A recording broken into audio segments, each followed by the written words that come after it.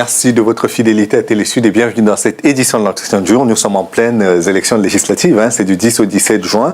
Et pour cela, je reçois un candidat à cette législative, Yann Brossa, qui est candidat du Front de gauche dans la 17e circonscription de Paris. Ça comprend le 18e et le 19e arrondissement. Absolument. Très bien. Bienvenue sur notre plateau. Merci.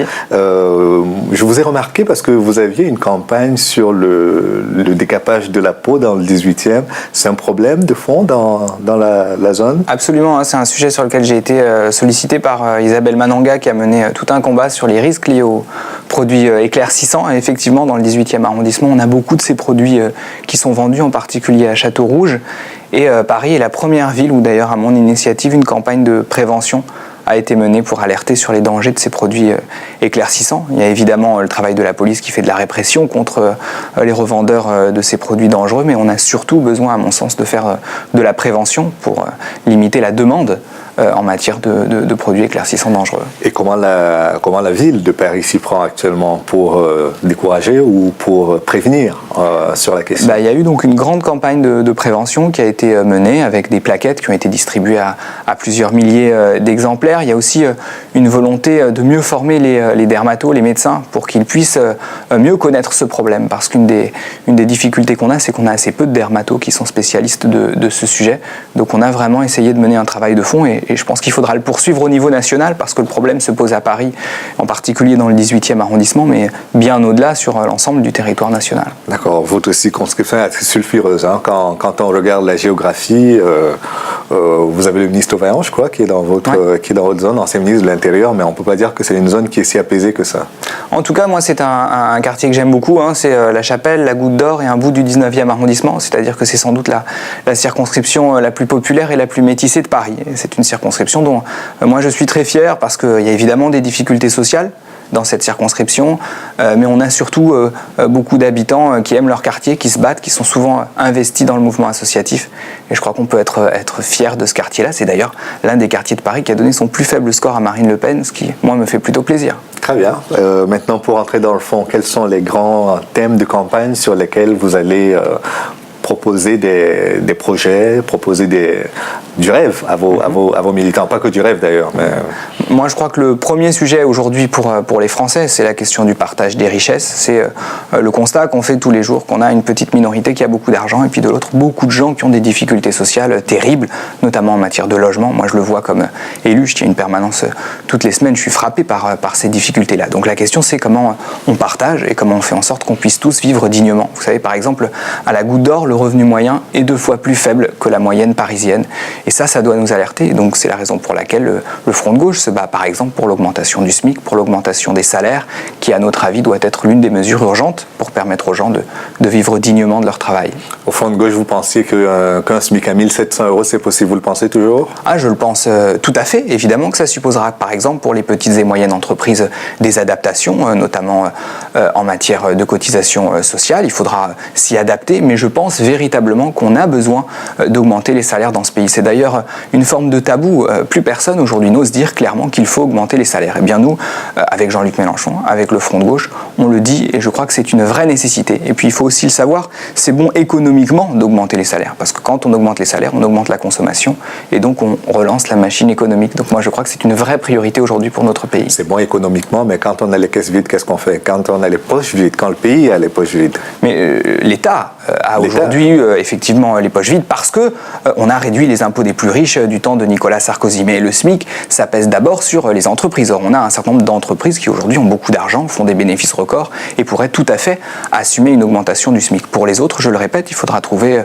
des formes d'adaptation en matière d'impôts, en matière de cotisation sociale qui leur permettent d'affronter cette augmentation du SMIC. Mais en tout état de cause, moi ce que je vois, c'est qu'aujourd'hui les gens n'en peuvent plus, qu'ils ont un pouvoir d'achat exsangue et qu'on a besoin de leur donner un peu de respiration. Cette augmentation du SMIC, c'est justement un moyen de donner de la respiration au pouvoir d'achat des gens.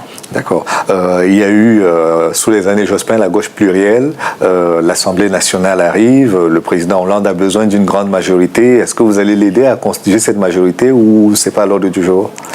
Pour nous, il ne s'agit pas de mettre des bâtons dans les roues de François Hollande. Nous, on a participé à sa victoire puisqu'on a fait 4 millions de voix au premier tour avec Jean-Luc Mélenchon et on a appelé à battre Nicolas Sarkozy parce que moi, je pense qu'on avait vraiment besoin de battre Nicolas Sarkozy qui a mené une politique terrible pendant 5 ans. Maintenant, la question, c'est de savoir ce qu'on va faire. Et moi, ma conviction, c'est que plus on aura de députés du Front de gauche demain à l'Assemblée nationale, plus on aura l'augmentation des salaires, plus on aura des avancées sociales, comme le retour à la retraite à 60 ans à taux plein. Bref, toutes ces questions-là, qui sont des questions qui tiennent à cœur des Français, eh bien, je pense que le meilleur moyen de l'obtenir, c'est d'avoir des députés du Front de gauche demain à l'Assemblée. Et votre ambition, c'est d'atteindre juste un groupe parlementaire ou vous visez plus haut que la Constitution? Ah non, moi, je pense qu'on peut viser beaucoup plus haut, 30, 40 députés du Front de gauche. Moi, ce que je souhaite, c'est que demain, à l'Assemblée nationale, on ait un groupe charnière qui permette que la majorité ne puisse pas se faire sans nous. C'est-à-dire qu'on aura besoin des députés du Front de gauche pour constituer une majorité demain à l'Assemblée nationale.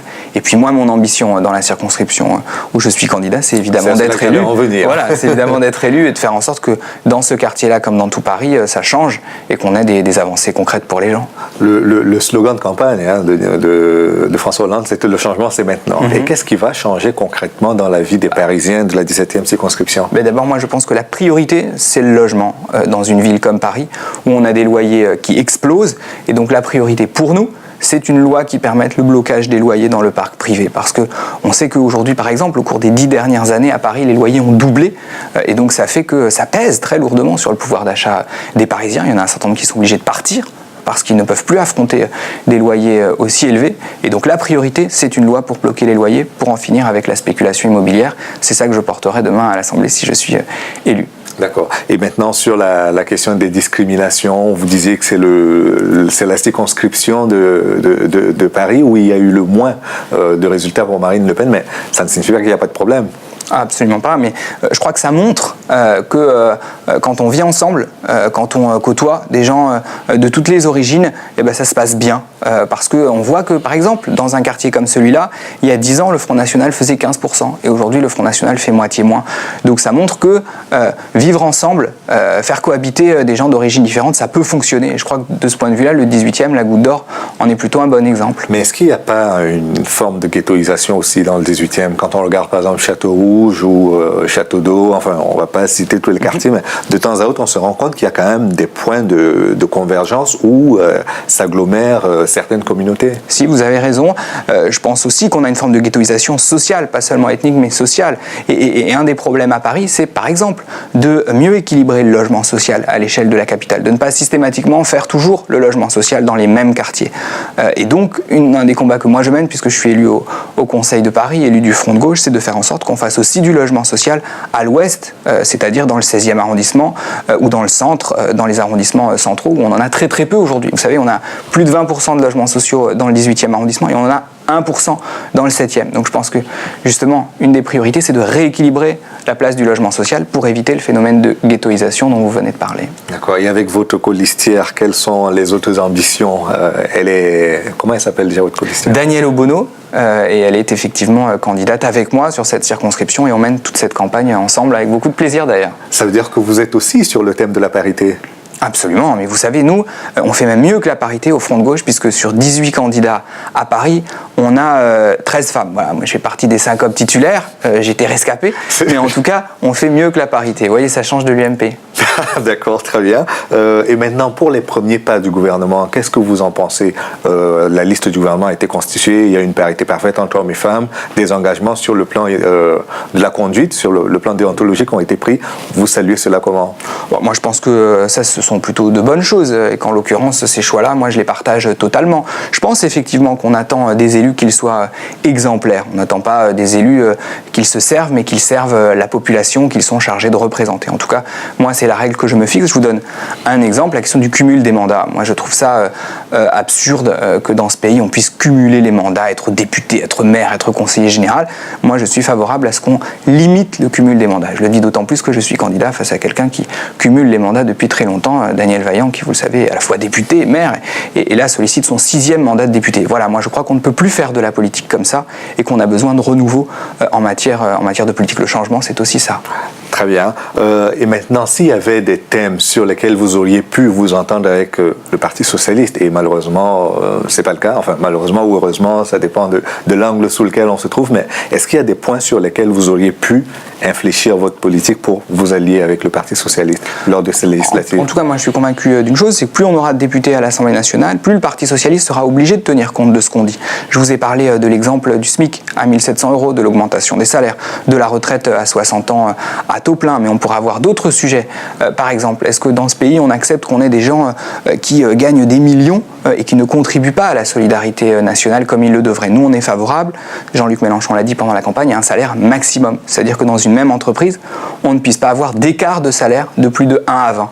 Ben voilà, est-ce que le Parti socialiste accepte ça? En tout cas, moi, je suis convaincu d'une chose, c'est que plus on sera fort à l'Assemblée, plus le Parti socialiste sera obligé d'en tenir compte. Mais si à côté de cela, les partenaires de la France, parce que là, il ne s'agit plus que des socialistes, il s'agit également de l'Allemagne, il s'agit des États-Unis, il s'agit des pays de l'OCDE, s'ils n'y sont pas favorables, la voix de la France sera très difficilement entendue à l'extérieur. Mais bon, moi je crois que la France, ça n'est pas rien. C'est la 5e puissance mondiale et quand la France parle, qu'elle ose avoir une voix originale, elle finit par être entendue. Donc je crois qu'il faut que la France ait le courage de dire un certain nombre de choses, d'exprimer des désaccords. Je pense notamment à la politique internationale. Quand la France parle fort, il lui arrive d'être entendue. Donc il ne faut pas qu'on hésite à avoir un peu de courage, à taper du poing sur la table quand c'est nécessaire. Il nous reste moins d'1 minute. Si vous aviez en face de vous un électeur du 18e, peu importe qu'il soit de la Goutte d'Or ou de n'importe quelle autre partie de votre circonscription, que lui diriez-vous pour le convaincre de mettre son bulletin dans l'urne en votre faveur?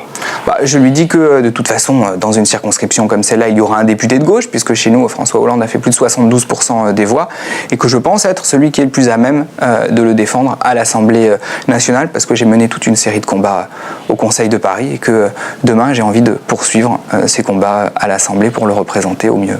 Maintenant, sur la forme même d'organisation, on parle souvent de triangulaire. Vous pensez que c'est la meilleure forme aujourd'hui d'élection à faire? Elle a été très très critiquée lors des dernières élections. Est-ce que vous pensez qu'aujourd'hui on devrait abandonner ce système de triangulaire? Moi, je suis favorable à la proportionnelle en matière d'élection des députés parce que je pense que c'est ce qui permettrait d'avoir la meilleure représentation nationale et à tous les partis d'être représentés. Ça me paraît être plus juste et plus fidèle à la réalité politique du pays. Ça comporte aussi le risque d'avoir un Front National à l'Assemblée nationale. Mais je pense qu'on combat le Front National en combattant ses idées. Et d'ailleurs, s'il y a bien une personne qui a combattu le Front National au cours des derniers mois, c'est Jean-Luc Mélenchon. Et d'ailleurs, il en fait la preuve aujourd'hui en étant candidat dans le Pas-de-Calais. Donc je crois que c'est comme ça qu'on combat le Front National, idée contre idée, et pas par des procédures liées au scrutin. La vraie question, c'est comment on fait reculer les idées de haine, les idées de racisme. Et ça, c'est le combat que nous menons aujourd'hui au Front de Gauche avec beaucoup d'énergie. Merci beaucoup, Yann Brossat. Je rappelle que vous êtes le candidat du Front de Gauche aux législatives à Paris dans la 17e circonscription. Merci d'être venu merci à vous. Sur notre plateau. Et merci à vous d'avoir suivi cette émission jusqu'à son terme. Rendez-vous demain pour notre édition de l'Entretien du jour. À bientôt.